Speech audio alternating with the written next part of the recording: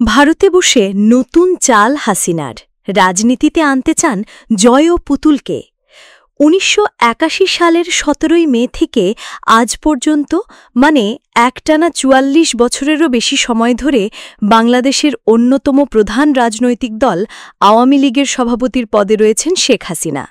কিন্তু দলীয় নেতৃত্বে তার অনুপস্থিতিতে কে বা কারা কিভাবে দলের হাল ধরবেন সেই সাকসেশন প্ল্যান বা উত্তরাধিকারের পরিকল্পনা নিয়ে এই লম্বা ইনিংসের কোনো পর্যায়েই তিনি প্রকাশ্যে মুখ খোলেননি বা ঠিক কী ভাবছেন তারও কোনো আভাস দেননি।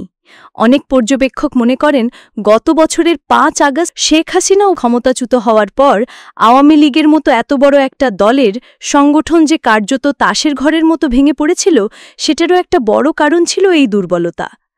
বাংলাদেশে অন্তর্বর্তী সরকার দলটির কার্যক্রমও নিষিদ্ধ করে রেখেছে। বস্তুত শেখ হাসিনা উপস্থিত না থাকলে দলের তৃণমূল স্তরের নেতাকর্মীরা কার কাছ থেকে নির্দেশনা পাবেন তা নিয়েও ছিল চূড়ান্ত অস্পষ্টতা। এখন গত ১ বছরেরও বেশি সময় ধরে ভারত সরকারের অতিথি হিসেবে ভারতের মাটিতেই অবস্থান করছেন শেখ হাসিনা, যেখানে তার গতিবিধি, দলের নেতাকর্মীদের সঙ্গে মেলামেশা সব ব্যাপারেই অনেক কড়াকড়ি আছে। এই সুযোগটাকে কাজে লাগিয়ে আর খানিকটা পরিস্থিতির চাপেই তাকে এখন উত্তরাধিকারের এই অমীমাংসিত বিষয়টির ফয়সালা করার দিকে নজর দিতে হচ্ছে। তাছাড়া চলতি মাসেই তিনি নিজে ৭৮ বছর পূর্ণ করবেন, ফলে বয়সেরও কিছুটা তাগিদ তো অবশ্যই রয়েছে। এখন তাহলে পরিকল্পনাটা ঠিক কি?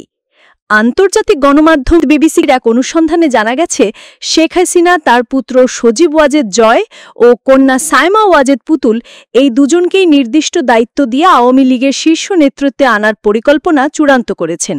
পাশাপাশি এখানে একটা ভূমিকা থাকবে শেখ রেহানার ছেলে রাদওয়ান মুজিব সিদ্দিকী ববিরও। এক্ষেত্রে ভারতের প্রধান বিরোধী দল কংগ্রেস তাদের দলীয় নেতৃত্বে রাহুল গান্ধী ও প্রিয়াঙ্কা গান্ধীকে নিয়ে যে মডেলটা অনুসরণ করছে, আওয়ামী লীগের ক্ষেত্রেও নিজের ছেলেমেয়েকে নিয়ে ঠিক সেটাই করতে চাইছেন দলীয় সভাপতি। এদিকে মাত্র মাস দুয়েক আগেও দিল্লিতে বিশ্ব স্বাস্থ্য সংস্থা বা হুয়ের রিজনাল ডিরেক্টর পদে ছিলেন সাইমা ওয়াজেদ, কিন্তু বিশ্ব স্বাস্থ্য সংস্থার কর্তৃপক্ষ তাকে অনির্দিষ্টকালীন ছুটিতে পাঠানোর পর শেখ হাসিনার কন্যা এখন পুরাদস্ত রাজনীতিতে সক্রিয় হচ্ছেন। অন্যদিকে শেখ হাসিনার ছেলে সজীব ওয়াজেদ এখন আমেরিকান নাগরিক ও আমেরিকার স্থায়ী বাসিন্দা, তবে মায়ের পর দলের প্রধান মুখ এবং মুখপত্র হিসেবে দায়িত্ব পালন করছেন তিনি। দেশ বিদেশের মিডিয়াকে সাক্ষাৎকারও দিচ্ছেন ঘন ঘন। কিন্তু সাইমা ওয়াজেদ যেহেতু মায়ের সঙ্গে একই শহরে ও একই টাইম জোনে রয়েছেন, শেখ হাসিনাকে তিনি সরাসরি সাহায্য করতে পারছেন অনেক বেশি। অনলাইনে মায়ের দেওয়া ভাষণের খসড়া তৈরিতে, কর্মসূচির ক্যালেন্ডার স্থির করতেও সাহায্য করছেন। এমনকি বাইরের দর্শনার্থীদের সঙ্গে শেখ হাসিনার সরাসরি দেখা করার ক্ষেত্রে যেহেতু অনেক বিধিনিষেধ আছে, তাই সেই কাজটাও এখন অনেকাংশেই সাইমা ওয়াজেদের উপর বর্তেছে। গত ২ মাসে তিনি বেশ কয়েকবার এরকম বৈঠকও করেছেন। আওয়ামী লীগের একাধিক সূত্র এই তথ্য নিশ্চিত করেছেন, তবে তারা নাম প্রকাশ করতে চাননি। ফলে বলা যেতেই পারে শেখ হাসিনা এখন ধীরে ধীরে অনেক দায়িত্বই ছেলে মেয়ের ওপরে ছেড়ে দিয়েছেন বা দিতে বাধ্য হচ্ছেন। আওয়ামী লীগ এই বিষয়ে কি বলছে? শেখ হাসিনার এই তথাকথিত সাকসেশন প্ল্যান নিয়ে বিবিসি বাংলা ভারতেও ভারতের বাইরে অবস্থানরত বেশ কয়েকজন শীর্ষস্থানীয় আওয়ামী লীগ নেতার সঙ্গে কথা বলেছে। তারা অনেকেই দলীয় নেতৃত্বে এই রাহুল প্রিয়াঙ্কা মডেল অনুসরণ করার বিষয়টি নিয়ে অবহিত এবং বিবিসির কাছে সেটি নিশ্চিত করেছেন। কিন্তু এই বিষয়টি আওয়ামী লীগের ভেতরে এতটাই সংবেদনশীল একটি ইস্যু যে তারা কেউই এটি নিয়ে অন রেকর্ড মুখ খুলতে চাননি। তবে দলের কেন্দ্রীয় কার্যনির্বাহী কমিটির সদস্য ও সাবেক তথ্য প্রতিমন্ত্রী মোহাম্মদ আরাফাত দাবি করছেন যে এই বিষয়টি নিয়ে দলের ভেতরে এখনও কোনো আলোচনাই হয়নি। এই আরাফাত বিবিসিকে বলেন, সত্যি কথা বলতে আপনি যে সাকসেশন প্ল্যানের কথা বলছেন সেটা এখন আমাদের অগ্রাধিকারের মধ্যেই পড়ে না। কে কি পদ পদবি পেলেন সেটা এখন ভাবারই সময় নয়। দলের মধ্যেও আমরা এটা নিয়ে এখন কথাবার্তা বলছি না। আপনারা জানেন আমাদের এখন প্রধান লক্ষ্য হল বাংলাদেশে গণতন্ত্র পুনরুদ্ধার করা। সেই লক্ষ্যেই সব চেষ্টা করা হচ্ছে। সেই সঙ্গেই তিনি যোগ করেন, তবে এটুকু বলতে পারি সভানেত্রীর পরিবারের সব সদস্য যেমন, তেমনি দলের সর্বস্তরের নেতাকর্মী যেখানে আছেন সবাই এই একটা লক্ষ্যেই কাঁধে কাঁধ মিলিয়ে কাজ করছেন। আরাফাতের কথায়ও ইঙ্গিত ছিল সজীব ওয়াজেদ তো আগে থেকেই ছিলেন, এখন সাইমা ওয়াজেদও আওয়ামী লীগের দলীয় কর্মকাণ্ডের সঙ্গে নিজেকে যুক্ত করেছেন। কেন এখন রাজনীতিতে এলেন সাইমা ওয়াজেদ?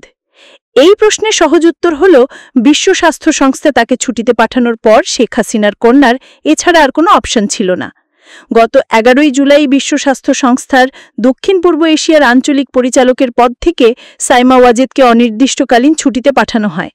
তার জায়গায় ভারপ্রাপ্ত কর্মকর্তা হিসেবে ক্যাথেরিনা ওয়েহি দায়িত্ব সামলাবেন বলে জানানো হয়। বিশ্ব স্বাস্থ্য সংস্থার মহাপরিচালক টেড্রস গেব্রেইস যে ইন্টারনাল ইমেলে তার কর্মীদের এই সিদ্ধান্তের কথা জানান, সেটির একটি প্রতিলিপিও এই প্রতিবেদক দেখেছেন। সেই ইমেলের বক্তব্য থেকে পরিষ্কার, সাইমা ওয়াজেদ ওই পদে থাকলে হুর সঙ্গে কাজ করার ক্ষেত্রে বাংলাদেশ সরকার যে অনাগ্রহ প্রকাশ করেছিল এবং ওই পদে তার নির্বাচন নিয়ে প্রশ্ন তুলেছিল, সেটা বিবেচনায় নিয়েই তাকে ছুটিতে পাঠানোর সিদ্ধান্ত নেওয়া হয়। তাছাড়া বাংলাদেশের দুর্নীতি দমন কমিশন আয় বহির্ভূত সম্পত্তি বানানো, জালিয়াতি ও ক্ষমতার অপব্যবহারের যে সব অভিযোগ তার বিরুদ্ধে এনেছে, সেটাও হুর ওই সিদ্ধান্ত নেওয়ার ক্ষেত্রে প্রভাব ফেলেছে। বাংলাদেশ সরকারের মনোভাবের অপ্রত্যাশিত কোনো পরিবর্তন না হলে এই ছুটি থেকে অচিরেই তাকে ফেরানোর যে কোনো সম্ভাবনাই নেই। সংস্থার একাধিক সূত্র বিবিসির কাছে তাও নিশ্চিত করেছেন। আর এটা জানেন বলেই সাইমা ওয়াজেদও এখন ফুল টাইম মায়ের সঙ্গে দলীয় কর্মকাণ্ডে যুক্ত হয়ে পড়েছেন, তাকে নানাভাবে সাহায্য করছেন। কংগ্রেসের রাহুল প্রিয়াঙ্কা মডেলটা ঠিক কি? বয়সজনিত কারণে ও শারীরিক অসুস্থতার জন্য সোনিয়া গান্ধী যতই সক্রিয় রাজনীতি থেকে আড়ালে চলে যাচ্ছেন, ততই কংগ্রেসের নেতৃত্বের হাল ধরছেন তার ছেলে মেয়ে রাহুল ও প্রিয়াঙ্কা গান্ধী। সোনিয়া গান্ধী অবশ্য এখনও রাজ্যসভার এমপি, পার্লামেন্টেও নিয়মিতই আসেন বা বিরোধী দলের বৈঠকেও তাকে দেখা যায়। কিন্তু দলের গুরুত্বপূর্ণ আন্দোলন, ধর্না বা সাংবাদিক বৈঠকে এখন প্রধান মুখ অবশ্যই রাহুল গান্ধী। প্রিয়াঙ্কা রয়েছেন তার সবচেয়ে গুরুত্বপূর্ণ সহযোগীর ভূমিকায়, কিন্তু তিনি বড় ভাইকে কখনোই ছাপিয়ে যাওয়ার চেষ্টাও করেননি। বস্তুত ভারতে গত বছরের সাধারণ নির্বাচনে অনেক চাপ থাকা সত্ত্বেও প্রিয়াঙ্কা গান্ধী নিজে কোনো আসন থেকে না লড়ার সিদ্ধান্ত নিয়েছিলেন। তখন একটি সাক্ষাৎকারে তিনি বলেন, এটা রাহুল গান্ধীর নির্বাচন, এই লাইমলাইট ওর উপর থেকে এক চুলও সরে যাবে, আমি এটা কখনোই চাইব না। সেই নির্বাচনে রাহুল গান্ধী 2টি আসনে জিতলে পরে তার ছেড়ে দেওয়া কেরালার ওয়ায়নাড থেকে উপনির্বাচনে জিতে লোকসভায় আসেন প্রিয়াঙ্কা, কিন্তু সেখানেও বিরোধী দলনেতার আসনে রাহুলই আছেন, প্রিয়াঙ্কা দলের একজন সাধারণ ফার্স্ট টাইম এমপি। অথচ বড় ভাইয়ের অনেক আগে থেকেই প্রিয়াঙ্কা রাজনীতিতে এসেছেন। সেই 1999 থেকেই তিনি উত্তরপ্রদেশে মায়ের হয়ে নির্বাচনী প্রচারে যুক্ত থেকেছেন, কিন্তু নির্বাচন মিটে গেলেই তিনি আবার প্রকাশ্য রাজনীতি থেকে দূরে সরে যেতেন। আর রাহুল গান্ধী রাজনীতিতে প্রথম পা রাখেন 2004 সালে, যখন আমেঠি আসন থেকে জিতে তিনি প্রথমবার লোকসভায় এমপি হন। কংগ্রেসের সাধারণ সম্পাদক নির্বাচিত হন এরও বছর 3 পরে।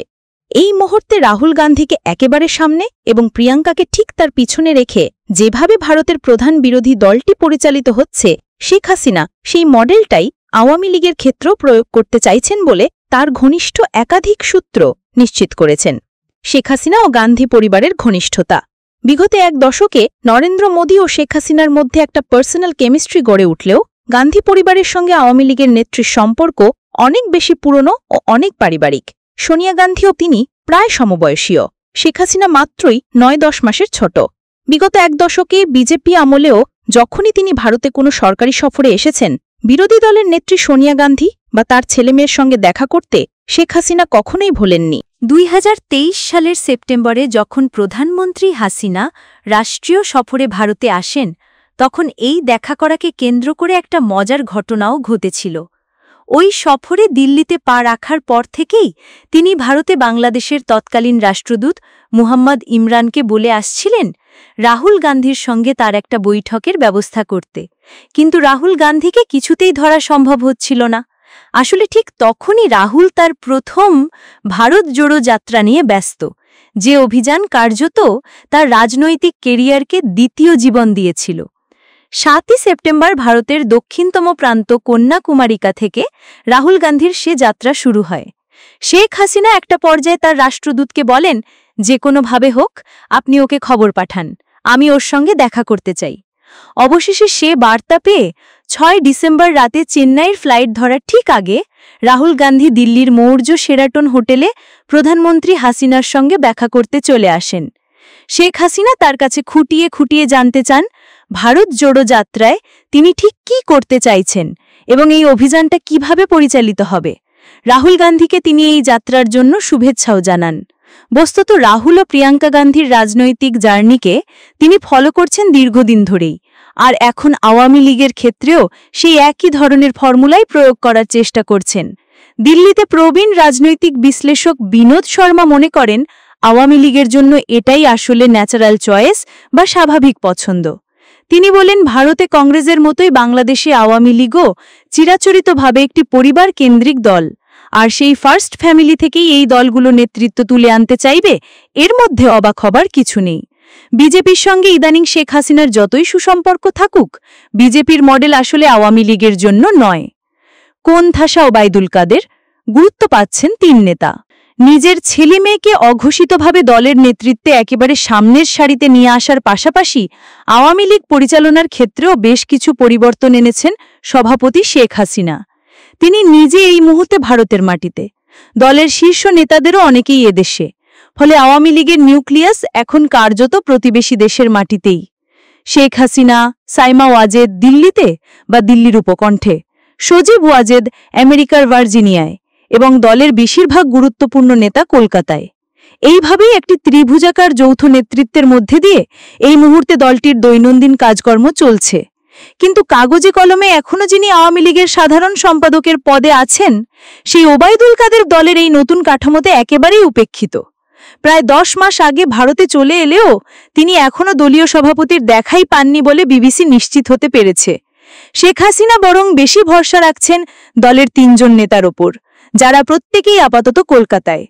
এরা হলেন বাংলাদেশের সাবেক স্বরাষ্ট্রমন্ত্রী আসাদুজ্জামান খান কামাল, ঢাকা 8 আসনের সাবেক সংসদ সদস্য ও একদা প্রধানমন্ত্রীর বিশেষ সহকারী AFM বাহাউদ্দিন নাসিম এবং আওয়ামী লীগ সভাপতিমণ্ডলীর সদস্য ও সাবেক এমপি জাহাঙ্গীর কবির নানক। দলের নির্ভরযোগ্য সূত্রগুলো জানাচ্ছে, শেখ হাসিনার সঙ্গে ভারতে তাদের সশরীরে দেখা সাক্ষাৎ হয়েছে, তবে আপাতত তাদের সঙ্গে নিয়মিত যোগাযোগ রক্ষা ও অ্যাকশন প্ল্যান তৈরি করার কাজটি করছেন সাইমা ওয়াজেদ। অন্যদিকে সজীব ওয়াজেদের নেতৃত্বে আমেরিকায় আরেকটি টিম কাজ করছেন দলের অনুকূলে ন্যারেটিভ নির্মাণ বা বয়ান তৈরি এবং বিদেশের সংবাদ মাধ্যমে আওয়ামী লীগের বক্তব্য তুলে ধরতে। ৭৬ বছরেরও বেশি পুরনো এই রাজনৈতিক দলটি ইতিহাসে সম্ভবত তাদের সবচেয়ে সংকটময় সময় পার করে ঘুরে দাঁড়ানোর কঠিন লড়াই করছে। তবে নেতৃত্বের হ্রাস থাকছে যথারীতি দলটির ফার্স্ট ফ্যামিলির হাতেই।